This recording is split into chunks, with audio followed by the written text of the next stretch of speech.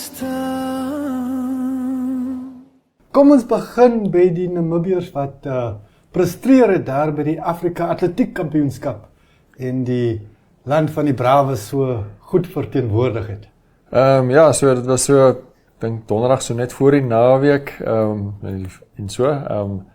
Ja, Ryan Williams wat daar 'n groot deurbraak gemaak het om dan die eerste goue medalje van Namibia by 'n Afrika Atletiek Kampioenskap te wen sedert Frank Fredericks meer as 20 jaar gelede. Sjoe.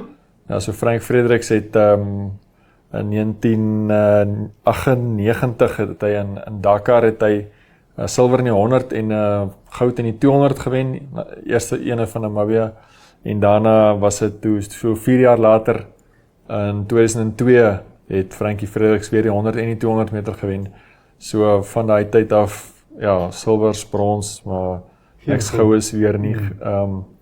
Ja, Ryan Williams, die diskusgooier wat daar so en by die vorige 2 spelers het hy bronsmedaljes gewen.